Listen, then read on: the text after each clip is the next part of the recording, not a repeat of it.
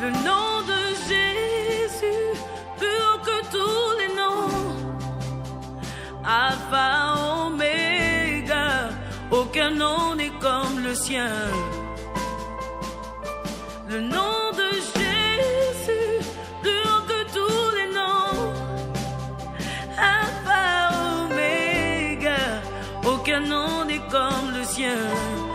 Nous allons voir l'impact de la rédemption sur la prière. Et avant d'évoluer, je vais vous demander de suivre un élément vidéo après lequel nous allons recevoir quelques deux interventions et continuer notre présentation.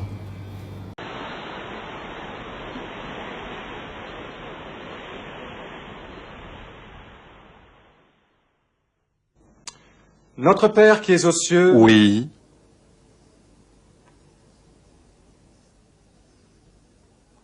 Qu'est-ce que c'est? Tu m'as appelé? Ah non. Non, je t'ai pas appelé, je prie. Notre Père qui es aux cieux... Là, tu l'as encore fait. Mais qu'est-ce que j'ai fait? Tu m'as appelé? Tu as dit, Notre Père, me voici. À quoi penses-tu? Oh, rien. Rien du tout. Je prie. Je fais rien de mal, non? Non, au contraire. Continue ta prière. Que ton nom soit sanctifié. Que veux-tu dire par là? Eh bien, je veux dire que... Je ne sais pas, moi, ce que je veux dire. Ça fait juste partie de la prière, c'est tout. Mon nom est différent des autres noms. Mon nom est Je suis. Cela ne te dit rien? Si. J'y avais jamais vraiment pensé avant, mais...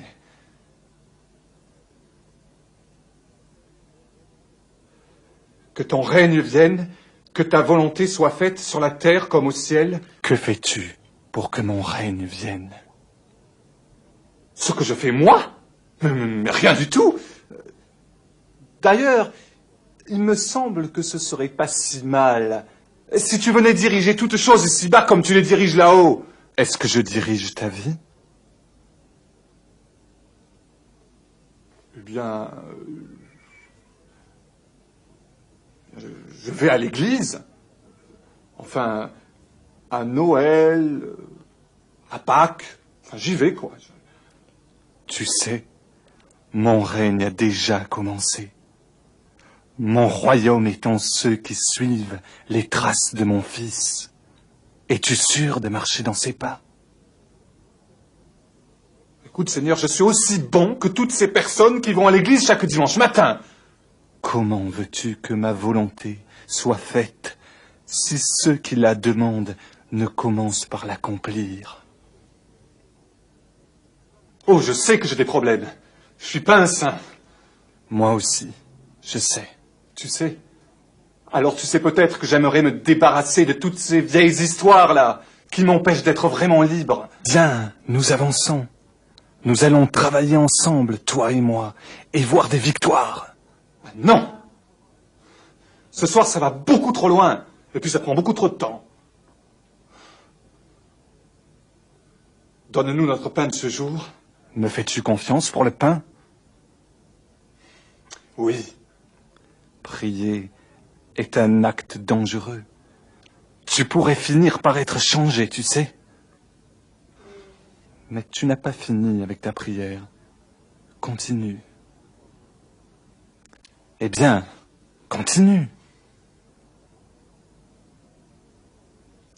Je peux pas. Tu as peur? Je sais ce que tu vas me dire. Et c'est donc, tu verras.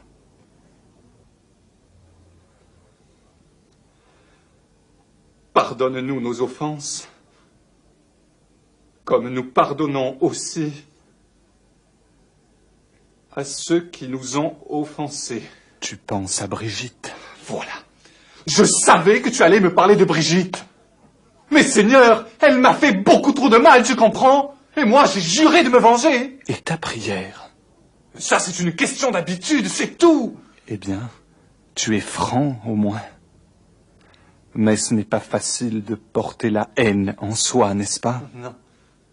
Non, ce n'est pas facile. Mais je vais te dire, une fois que je me serai vengé, moi j'irai beaucoup mieux. Ça n'ira pas mieux, au contraire. Tu es déjà tellement triste. Mais moi, je peux changer tout ça. Toi, tu peux. Et comment? Pardonne à Brigitte. Comme un jour, moi, je t'ai pardonné. Non, Seigneur, je ne peux pas pardonner à Brigitte. Vraiment, je ne peux pas. Que disais-tu dans ta prière?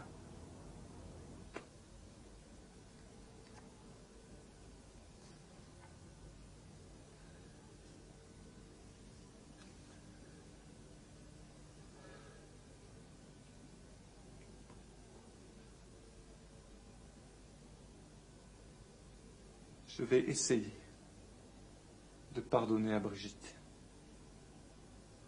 Tu pourrais peut-être essayer d'aller lui parler à elle aussi. Je ne sais pas si elle te prie chaque matin.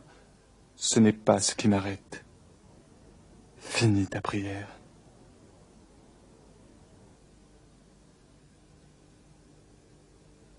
Ne nous soumets pas à la tentation, mais délivre-nous du mal. C'est ce que je ferai. Mais toi, éloigne-toi du mal. Apprends à vivre dans mon amour. Car c'est à toi qu'appartiennent, dans tous les siècles, le règne, la puissance et la gloire. Que la grâce et la paix t'accompagnent. Amen.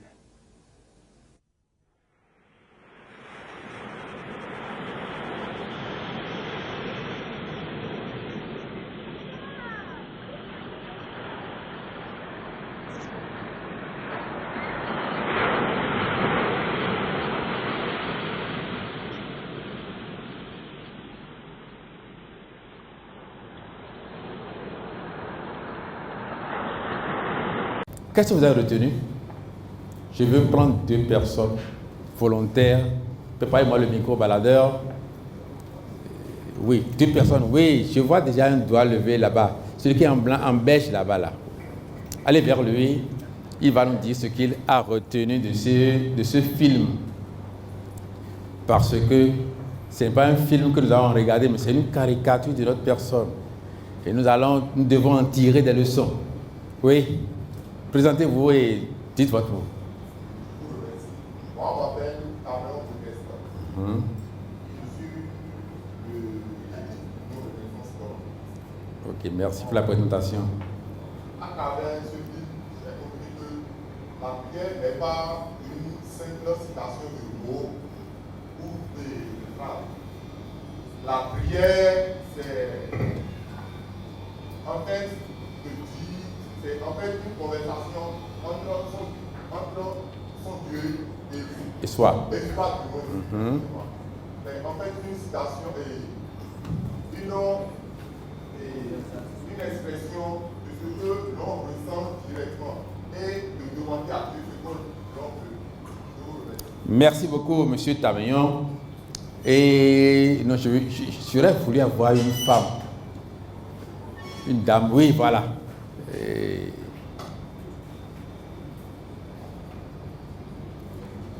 Un mot, présentez-vous, madame, et dites-nous vos impressions par rapport à ce film que nous venons de regarder. Mon nom c'est Ginette Lobossou. Ok, merci. Par rapport à ce que je viens de voir, j'ai compris que plusieurs personnes prient, mais ils ne sont pas conscients de ce qu'ils disent.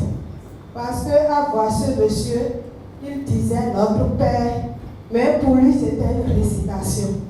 Il n'était pas conscient de la présence du Père. Et j'ai compris que plusieurs personnes prennent la prière juste pour des récitations. Je prie parce qu'il faut prier, mais nous ne vivons pas en réalité ce que nous disons. Merci. Merci beaucoup, Madame Ginette. C'est bien ça, hein?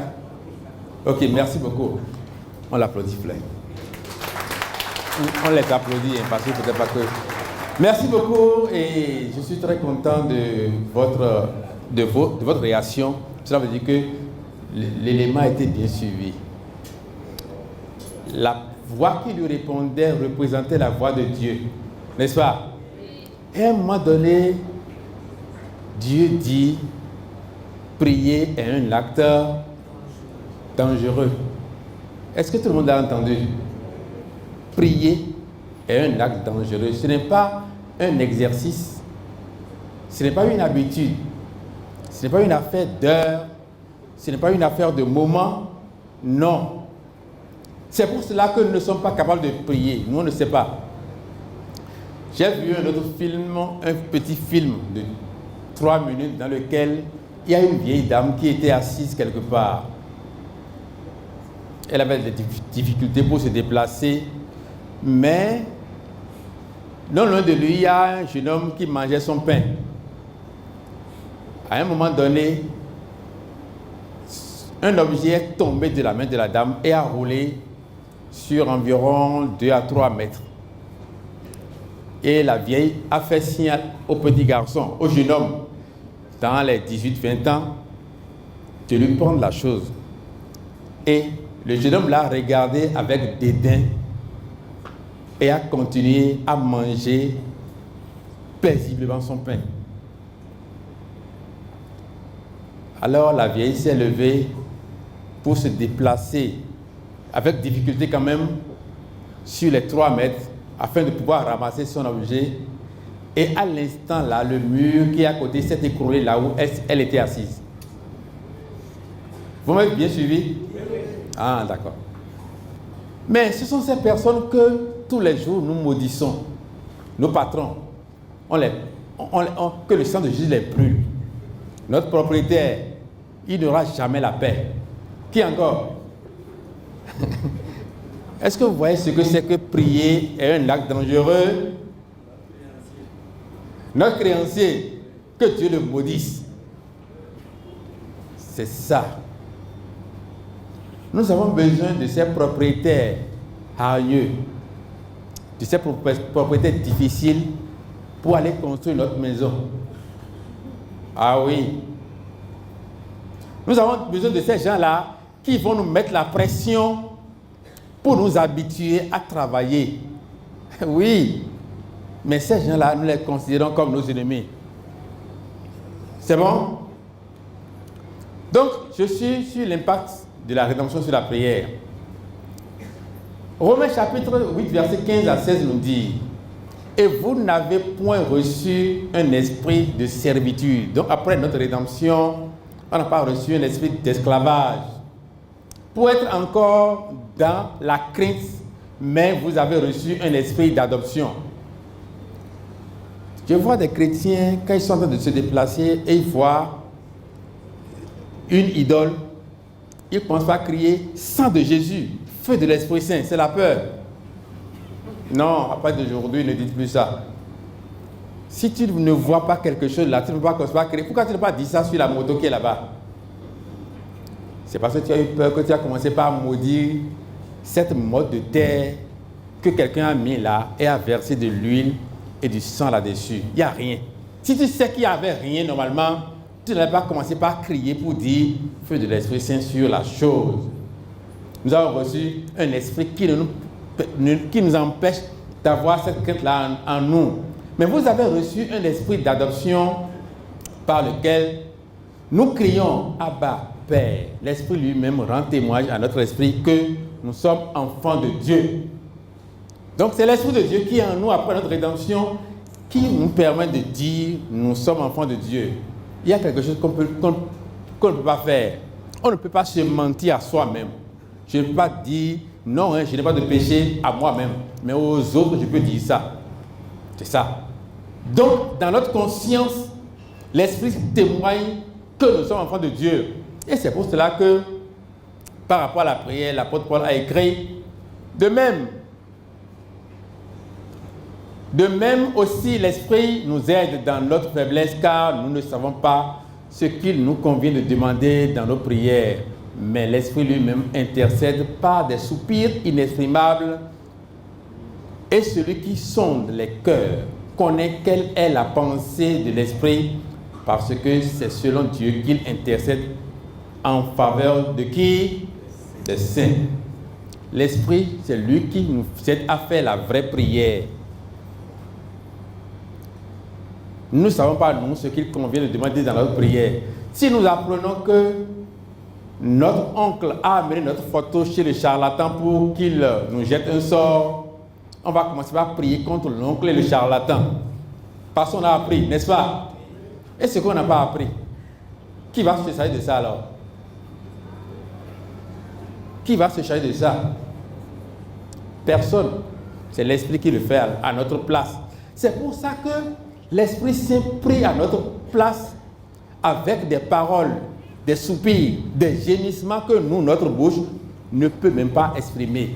Nous passons parfois à côté dans nos prières.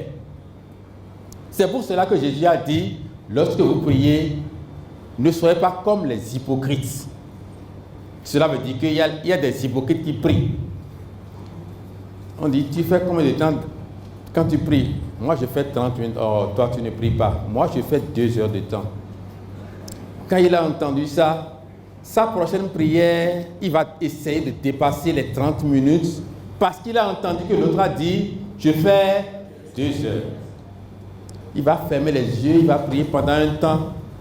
Et quand il va ouvrir les yeux, la première des choses à faire, c'est de regarder l'heure pour voir combien de temps il a fait. Quelle est cette prière-là? Ne priez pas comme les hypocrites qui aiment à prier debout dans les synagogues et au coin des rues pour être vus par des hommes. Je vous le dis en vérité, ils reçoivent leur récompense. Mais quand tu pries, entre dans ta chambre, ferme ta porte et prie ton Père qui est là dans le lieu secret, et ton Père qui voit dans le secret te le rendra. Donc, chacun de nous a une chambre. Même l'enfant placé qui est dans notre maison, il a une chambre. C'est son cœur. Et quand il veut parler à Dieu, c'est dans son cœur qu'il parle et Dieu entend. Lui qui est dans le secret pour exaucer sa prière. Cela fait 6 ans, bientôt 7 ans que j'allais à Cotonou et j'ai fait tonneau avec mon véhicule, toute la famille à bord, sauf une personne. Lorsque j'ai perdu le contrôle du véhicule, c'était à Papané, j'ai dit Seigneur Jésus. Et quand je l'ai dit, j'ai entendu mon épouse répéter également. Le véhicule a fait tonneau, il s'est retrouvé les 4 pneus en l'air. Sur le dos, le véhicule glissait. Le moteur était retourné vers Parakou, j'allais à Cotonou. Jusqu'à aller cogner une botte de terre. Les vitres sont brisées et c'est par là qu'on est sorti. Mais personne n'a eu d'égratignure. Personne. Pratiquement tous ceux qui étaient dans le véhicule sont dans la salle maintenant. Avec bientôt 7 ans de plus. Alors, lorsque nous voulons prier, c'est l'Esprit de Dieu qui nous inspire. Je suis sorti de chez moi et j'ai constaté que j'ai oublié ce que j'ai oublié de fermer ma porte correctement. Est-ce que j'ai fermé ma porte? Ah, Seigneur, tu es capable de surveiller la maison jusqu'à ce que je revienne. Cette prière-là est terminée. Tu es en train de rouler ta moto et tu entends un bruit de freinage dans ton dos. Peut-être un véhicule qui vient vers toi. Tu dis, Seigneur, tu n'as plus rien dit en plus. Mais il sait ce que tu as demandé parce que tu as entendu un crissement de pneus derrière toi. Il sait ce que tu demandais. Mais si nous prions à des heures, si nous prions parce que nous avons des textes de psaumes écrits, nous avons des passages écrits par certains hommes de Dieu, Padre Pio, Saint Charlemagne, et nous les utilisons comme contre-accident, nous faisons des prières hypocrites. C'est pour cela que La suite du passage dit, en priant, ne multipliez pas de vaines paroles, comme les païens qui s'imaginent qu'à force de paroles, ils seront exaucés. Ne leur ressemblez pas, car votre Père sait de quoi vous avez besoin avant que vous le lui demandiez. Donc, il y a des prières qui sont des paroles vaines. Et on nous demande de ne pas faire comme ces gens-là. Nous avons besoin de quelque chose. Notre Dieu est en nous. Il peut nous amener à demander ce qui nous convient. Dans nos prières, donc, Dieu ne nous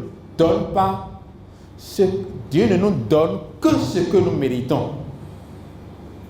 Par notre foi, nous obtenons ce qui correspond à notre relation avec Dieu. C'est pourquoi il faut d'abord passer par la rédemption. Notre position, les horaires, les objets dits de piété ne forcent pas la main à Dieu afin qu'il nous donne autre chose que ce qu'il doit nous donner. C'est pour cela que la Bible nous dit dans Galates 6, versets 7 à 8, ne vous y trompez pas, on ne se moque pas de Dieu. Ce qu'un homme aura semé, il le moissonnera aussi.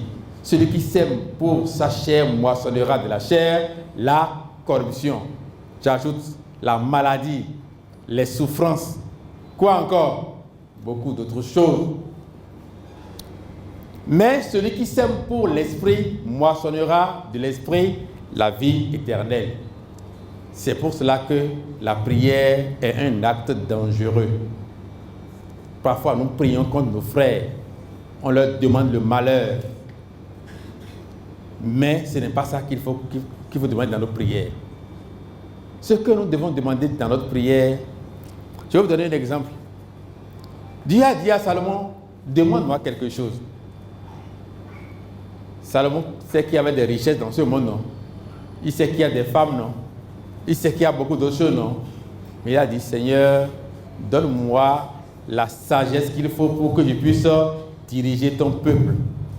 Dieu a répondu, puisque tu n'as pas demandé l'argent, puisque tu n'as pas demandé les femmes, tu n'as pas demandé les biens matériels, tu as demandé la sagesse, non? Je vais t'en donner. Je vais t'en donner tellement que personne n'a jamais eu autant que toi et personne n'aura autant que toi. Mais en plus de ça, je vais te donner la richesse, plus que tous ceux qui t'ont précédé et tous ceux qui viendront après toi. Alors, femme là, il a eu 1000. Si on me donne 1000 aujourd'hui, moi je ne peux pas. Mais lui, il a eu 1000. 700 à la maison et 300 dehors. Argent, il en a eu tellement que dans sa maison, c'est des tonnes de blé qui servent à nourrir sa famille en une seule journée. Donc l'histoire de la veuve dans Luc 18 nous dit quelque chose.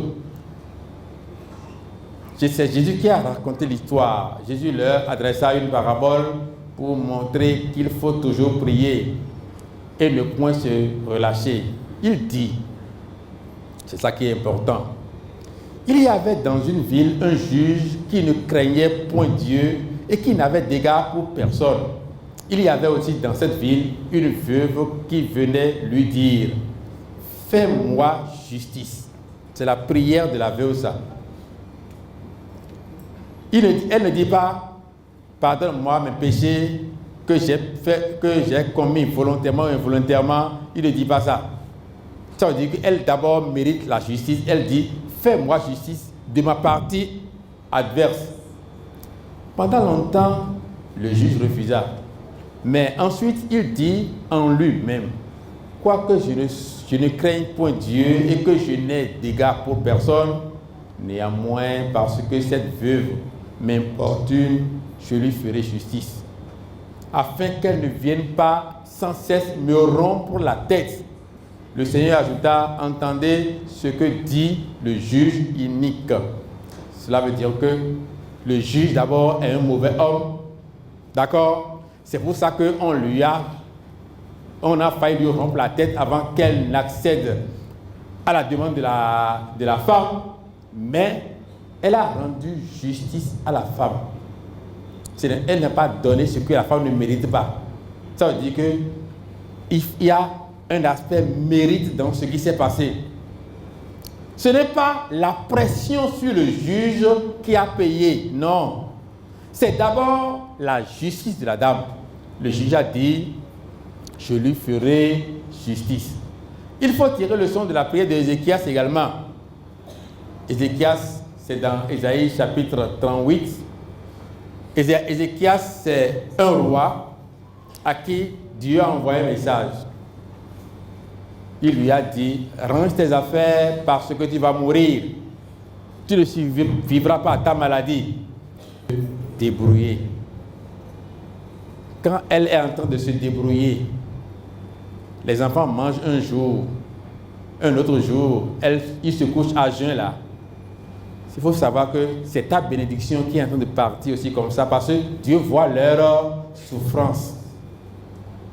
C'est pour cela que Ézéchias a dit, oh Éternel, souviens-toi que j'ai marché devant ta face avec fidélité et intégrité de cœur et que j'ai fait ce qui est bien à tes yeux. Ézéchias répandit beaucoup de larmes. Puis la parole de l'Éternel fut adressée à Isaïe en ces termes.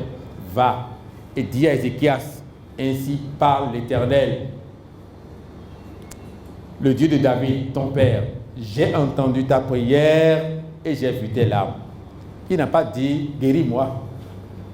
En regardant bien le texte, c'est comme s'il n'a pas prié. Il s'est représenté à Dieu. Souviens-toi. Et Dieu a dit, j'ai entendu ta prière parce que l'Esprit a parlé et Dieu qui connaît les désirs de l'Esprit comprend ce qu'on est en train de lui demander. Et il a dit, j'ai entendu ta prière, j'ai vu tes larmes. Voici, j'ajouterai à tes jours 15 années. On lui a même dit, quand est-ce qu'il va mourir? C'est ça la vraie prière, la bonne. Mais si nous demeurons dans les péchés et on dit, aucun homme ne peut rester sur une seule femme. C'est la loi d'aujourd'hui, ça. Vous voyez un peu? Non, on ne dit pas toute la vérité à sa femme. Et comme je l'ai dit tout à l'heure, quand on commence à avoir un peu d'argent, tu étais piéton quand tu l'as épousée. Maintenant, tu as une moto Wave. Elle est destinée à marcher avec toi. Elle n'est pas destinée à monter sur moto, quoi. Donc, tu vas trouver la femme qui mérite maintenant, qui a la beauté requise, hein, la corpulence qu'il faut pour monter sur ta moto Wave. Et on la met de côté. Dieu est en train de voir tout ça là. Il ne va pas exaucer ta prière. Ailleurs, dans le livre de Malachie, Dieu a précisé ce qu'il vient de dire. Et voici encore ce que vous faites. Malachie 2, versets 13 à 14. Vous couvrez de larmes l'autel de l'Éternel, de pleurs et de gémissements, en sorte qu'il n'a plus égard à vos offrandes et qu'il ne peut rien agréer de vos mains. Donc quand Dieu ne répond plus à nos prières, on dit il faut compléter la prière par un jeûne sec, quoi. Donc l'autre là ne suffit pas. Donc on pense que c'est en torturant le corps que Dieu va entendre. Ce n'est pas parce que nous mangeons que Dieu n'écoute pas nos prières. Ce qui se passe, c'est ceci. Et vous dites pourquoi? Dieu répond, parce que l'Éternel a été témoin entre toi et la femme de ta jeunesse, à laquelle tu es infidèle, bien qu'elle soit ta compagne et la femme de ton alliance. C'est la femme de ton alliance, mais tu es infidèle. Ici, c'est chez moi, c'est ma maison. Si tu n'es pas d'accord, tu fais quoi? Tu te dégages. Voilà, tu es fort, tu es puissant. Cette maison-là, si personne n'habite, je l'ai toujours dit, si on vient chez moi et il n'y a pas femme et enfant, je ne peux pas rester dans la maison. Parce que je vais occuper combien de place? Le silence seul suffit pour me torturer moralement. Imagine aussi ta vie. C'est ça ce qui fait que nos prières ne sont pas des prières que Dieu exauce. Jésus a dit dans Jean chapitre 8, verset 29, « Celui qui m'a envoyé est avec moi.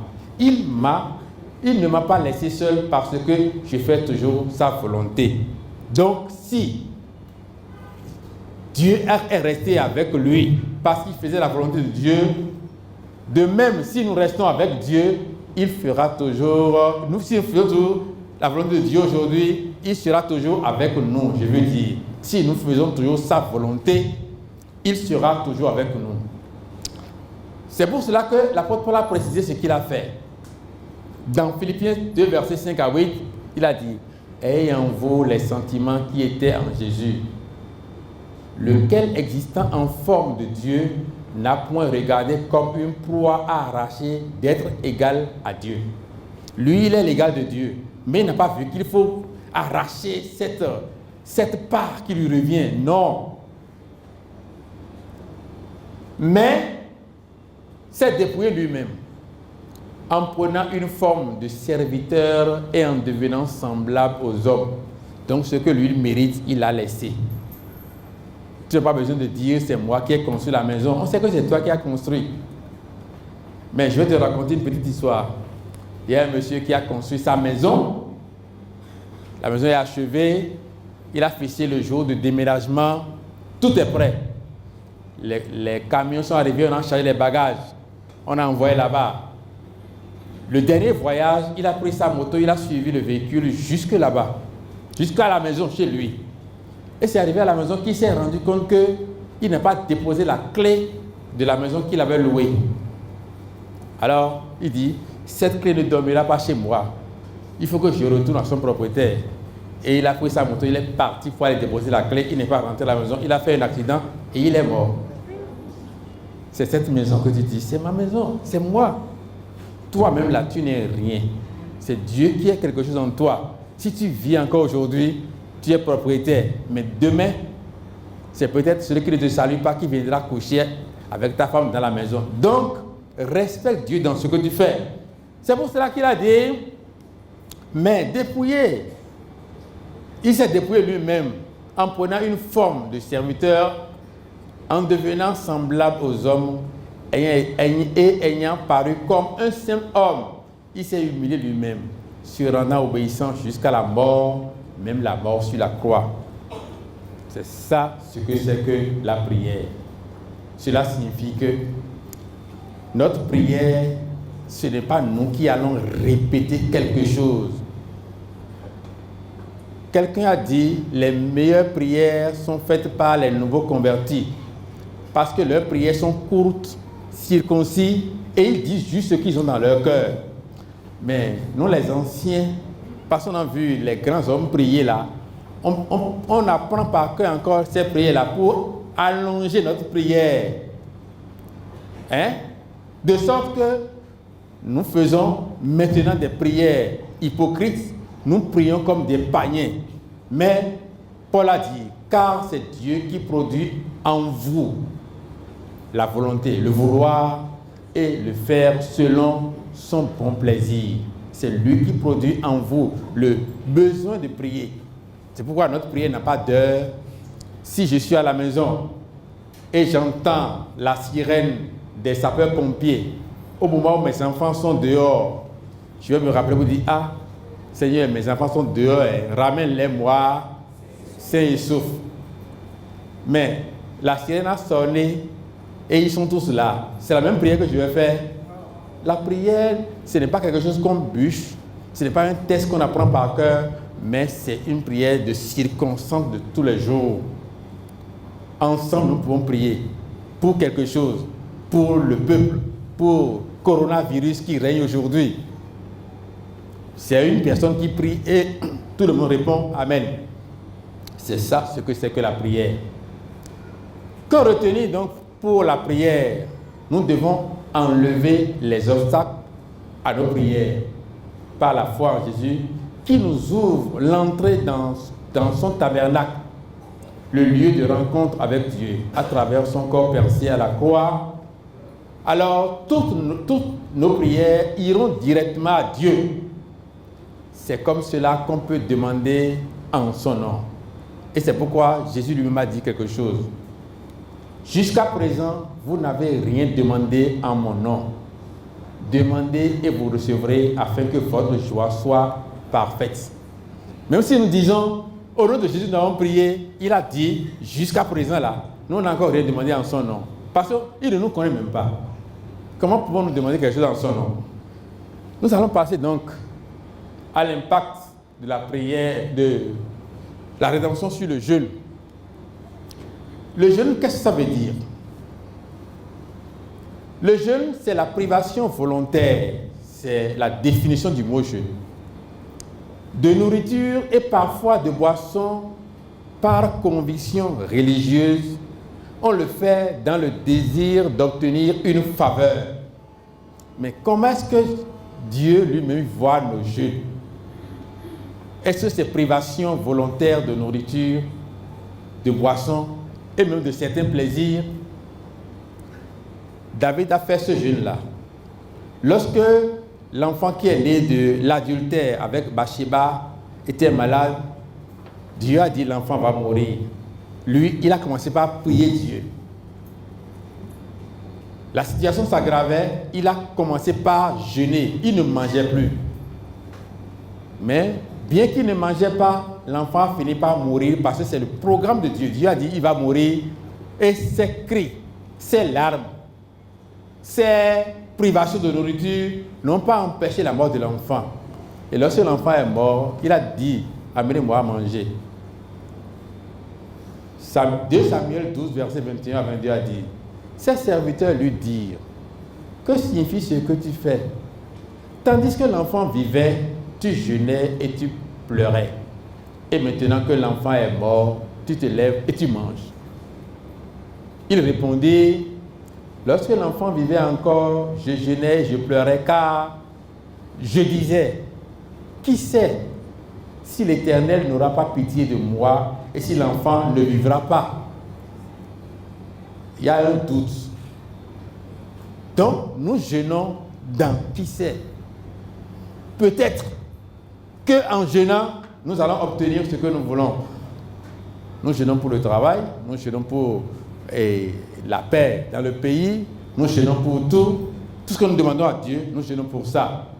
Mais nous constatons que Dieu n'exauce pas nos prières, malgré ces jeûnes, parfois sans boire de l'eau. Il y a eu un événement à Ninive. Les Ninivites étaient méchants, mauvais. Dieu a envoyé Jonas vers eux pour leur parler. Jonas avait refusé, mais Dieu l'a envoyé par le ventre du poisson, où il a séjourné 3 jours. Arrivé là-bas, il a commencé par parler aux Ninivites. C'est dans Jonas chapitre 3, verset 5 que vous allez lire l'histoire. Mais, quand ils ont entendu la prédication de Jonas, ils ont prié, ils ont jeûné et Dieu leur a pardonné. La question est de savoir pourquoi est-ce qu'ils ont reçu le pardon de Dieu. Est-ce parce qu'ils ont refusé de manger? Jésus est venu répondre à cette préoccupation. Les hommes de Ninive se lèveront au jour du jugement, car avec cette génération, et le condamneront, parce qu'ils se repentirent à la prédication de Jonas. C'est parce que quand ils ont entendu la prédication de Jonas, ils se sont repentis que Dieu a exaucé leurs prières. Ce n'est pas parce qu'ils sont restés à jeun, ce n'est pas ça. Mais nous commettons le péché et nous jeûnons pour dire, bon, Dieu va nous pardonner nos péchés et nous donner en plus ce que nous voulons. Ce n'est pas le cas dans la vie des Ninivites. C'est pour cela que nous devons comprendre ce que c'est que le vrai jeûne. Dieu l'a dit dans le livre d'Ésaïe, chapitre 58.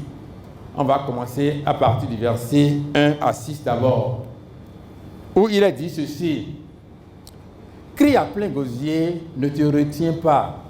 Élève ta voix comme une trompette et annonce à mon peuple ses iniquités, à la maison de Jacob ses péchés.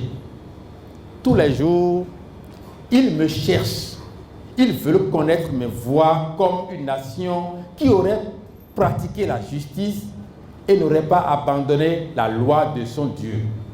Je relis cette partie-là. Tous les jours, ils me cherchent. Ils veulent connaître mes voies comme une nation qui aurait pratiqué la justice et n'aurait pas abandonné la loi de son Dieu. C'est ce que le gros lot nous faisons aujourd'hui. Tous les jours, on porte des habits déchirés, on n'avale même pas la salive, on se torture moralement et physiquement, et on dit, on est en train de jeûner. Mais Dieu dit ceci. Il me demande d'arrêt de justice, il désire l'approche de Dieu. Que nous sert de jeûner si tu ne le vois pas? Si eux-mêmes ils ont posé la question, ça veut dire qu'ils savent que Dieu ne voit même pas leur torture. De mortifier notre âme si tu n'y as point garde. Et Dieu répond, voici, le jour de votre jeûne, vous vous livrez à vos penchants et vous traitez durement tous vos mercenaires, ceux qui travaillent pour vous. Voici, vous jeûnez pour disputer et vous quereller, même dans l'église, entre nous-mêmes là. On ne se salue pas correctement, on ne s'aime pas, mais on vient ensemble pour prier eux-mêmes Dieu, pour jeûner. Voici, vous jeûnez pour disputer et vous quereller, pour frapper méchamment du poing. Vous ne jeûnez pas comme le veut ce jour pour que votre voix soit entendue en haut. Est-ce là le jeûne auquel je prends plaisir? Un jour où l'homme humilie son âme, courber la tête comme un jonc et se coucher sur le sac et la cendre? Est-ce là ce que tu appelleras un jeûne, un jour agréable à l'Éternel? C'est des questions que Dieu nous pose et à chacun de nous examiner. Il y a une infirmière qui était en train d'administrer les soins à un malade et lorsque on a prescrit l'ordonnance aux parents, ils sont allés acheter là. Il y a un produit dans l'ordonnance qu'elle cherchait. Elle cherchait le produit là. Elle en a besoin. Et maintenant, quand elle voulait administrer le sérum, faire l'injection, donner le sérum au malade, elle n'a pas mis le produit. Vous voyez combien de fois nos mains sont couvertes de sang. Le médecin qui a prescrit sait que c'est ça qu'il faut pour guérir le malade, oui ou non? Oui. Mais elle a besoin du produit. Et il y en a à la pharmacie, oui ou non? Même la maladie qu'elle a, elle peut prier son Dieu, Dieu va la guérir aussi. Hein. Mais ce produit volé là ne veut pas la guérir. Elle n'a pas mis le produit parce qu'elle en a besoin. Est-ce que c'est ça, ce que c'est que le jeûne? Parce qu'elle aussi, elle jeûne. Je connais un monsieur qui était venu au grand marché. Il y avait un marché qu'on appelle Kobo à Parakou. On vend les friperies là. C'est non loin d'ici. Et le monsieur est venu, il a lancé des slogans de chrétiens. Tout le monde a entendu. Mais devant moi, en même temps, on l'a appelée. Elle conduit taxi-moto. Elle dit, non, je suis à Boko. Je dis, ah, frère. Elle dit, oui, bon, la dame là, elle me gêne beaucoup, quoi. Je ne veux pas, elle est à Ganon, je ne veux pas aller là-bas. Et parce qu'elle ne veut pas aller là-bas, mon frère chrétien qui a loué Dieu devant moi, il y a quelques minutes, on l'appelle, son téléphone portable sonne, elle dit, il est à Boko, 15 km de Parakou. Et lui aussi, il jeûne, parce que je le connais très bien. La Bible continue en disant, voici le jeûne auquel je prends plaisir. Vous voulez le savoir? Il va nous dire, détache les chaînes de la méchanceté, dénoue les liens de la servitude, renvoie libre les opprimés, et que l'on rompt toute espèce de joug. Partage ton pain avec celui qui a faim.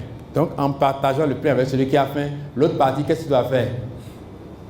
Tu vas faire quoi? Tu vas manger. Mais tu jeûnes quand même. Parce qu'il a bien dit, voici le jeûne auquel je prends plaisir. Partage ton pain avec celui qui a soif et fais entrer dans ta maison les malheureux sans asile. Si tu vois un homme nu, couvre-le et ne te détourne pas de ton semblable. C'est le jeûne. Alors, ta lumière poindra comme l'aurore et ta guérison germera promptement. Qu'est-ce que tu demandes? Tu vas l'obtenir. Ta justice marchera devant toi et la gloire de l'Éternel t'accompagnera. Alors tu appelleras Et l'Éternel répondra, tu crieras et il dira, me voici. C'est ce que nous demandons dans nos jeûnes, que nous n'obtenons pas ça. Mais pour le faire, il faut que nous libérons ce que nous avons emprisonné dans notre conscience. Cette dame-là, je ne la saluerai plus jamais. Elle est une prisonnière dans ta conscience qu'il faut libérer pour que tes prières puissent passer. Et là, ta guérison va germer promptement. Tu es malade, tu te demandes des choses, tu vas les obtenir. Si tu éloignes du milieu de toi le jour, les gestes menaçants et les discours injurieux, si tu donnes ta propre substance à celui qui a faim, si tu rassasies l'âme indigente, ta lumière se lèvera sur l'obscurité et tes ténèbres seront comme le midi. Fin de citation. Ésaïe chapitre 58, versets 6 à 10. C'est ça le vrai jeûne que Dieu attend de nous. Donc entre nous et Dieu, il y a une séparation. Quand cette séparation est enlevée par la rédemption, quand tu appelles une fois, il va répondre 7 fois. Il est encore capable aujourd'hui. Si on doit continuer dans les témoignages, nous n'allons pas finir cet exposé. Zacharie a dit, sinon Dieu a dit à Zacharie, on avait envoyé de Bethel Charester et Regen-Melech avec ces gens pour implorer l'Éternel et pour dire aux sacrificateurs de la maison de l'Éternel des armées et aux prophètes. C'est une question qu'ils veulent poser à Dieu. Faut-il que je pleure au 5e mois et que je fasse abstinence comme je l'ai fait tant d'années? Je ne sais pas pendant combien de temps tu l'as déjà fait, mais des gens l'ont fait avant toi. Ils n'ont pas été exaucés, c'est pourquoi ils ont posé cette question à Dieu. La parole de l'Éternel des armées me fut adressée en ces mots. Dis à tout le peuple du pays et aux sacrificateurs, quand vous avez jeûné et pleuré au 5e et au 7e mois, et cela depuis 70 ans, est-ce pour moi que vous avez jeûné? La même question s'adresse à nous aujourd'hui. Ce que nous avons fait il y a quelques jours. Jeûne sec. Oui, je veux jeûner. Hein? Notre église est en train de... Le diable est en train de nous tenter là. Et priez pour moi. Hein? Voilà. C'est ton deuxième bureau qu'il faut d'abord laisser. Oui. C'est ce que tu as refusé de pardonner à ton épouse là qu'il faut abandonner. Comme tout à l'heure, le film l'a montré. Il priait et on a dit continue. Il dit non. Il s'est arrêté. Mais il a fini par dire pardonne-nous nos offenses comme nous pardonnons à ceux qui nous ont offensés. Et là-bas lui dit, et Brigitte, il dit non, je sais que tu vas dire ça. Mais elle m'a trop offensé. Je ne peux pas la pardonner. C'est ça. C'est en pardonnant que nos jeûnes vont aboutir. C'est ça. Il a dit, la parole de l'Éternel des armées me fut adressée en ces termes. Dis à tout le peuple du pays et aux sacrificateurs, quand vous avez jeûné et pleuré au 5e et au 7e mois, et cela depuis 70 ans, est-ce pour moi vous avez jeûné? Et quand vous mangez, buvez, n'est-ce pas vous qui mangez et vous qui buvez? Tu fais ton jeûne, tu dis que c'est à 10 heures que tu vas à Rome, tu vois la vendeuse de bouillie, tu achètes, tu déposes.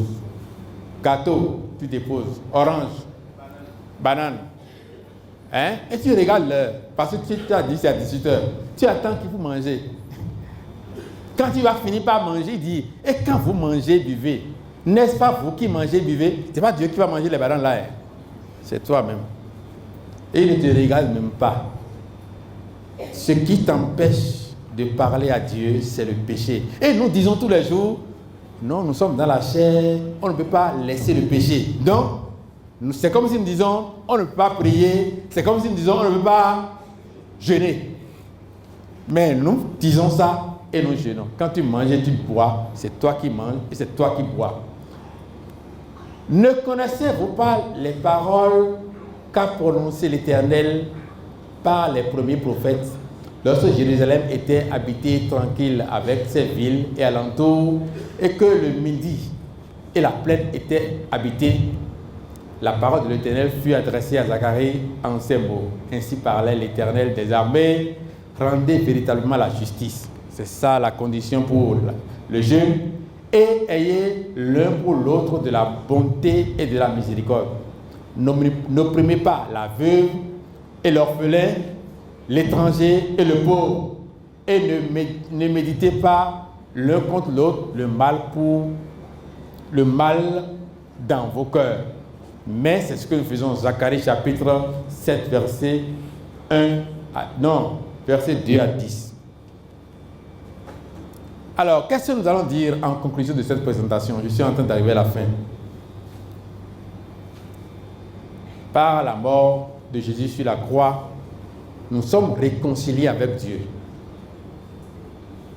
La Bible nous dit, ainsi donc, frères, puisque nous avons, au moyen du sang de Jésus, une libre entrée dans le sanctuaire par la route nouvelle et vivante qu'il a inaugurée pour nous au travers du voile, c'est-à-dire sa chair.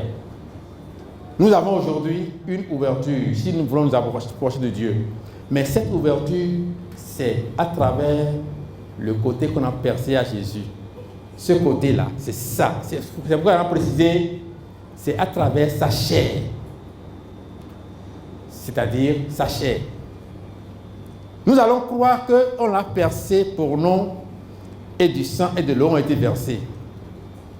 Le sang nous a réconciliés avec Dieu et nous a pardonné nos péchés et l'eau nous a baptisés. L'Esprit Saint va commencer par habiter en nous.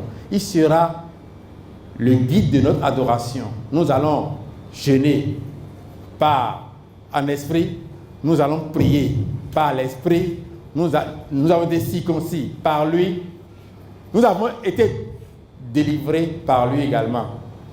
Et ceux qui ne croient pas en cela, ils sont délivrés par le pasteur qui a quitté le Congo aujourd'hui. Le pasteur qui va quitter Libéria viendra.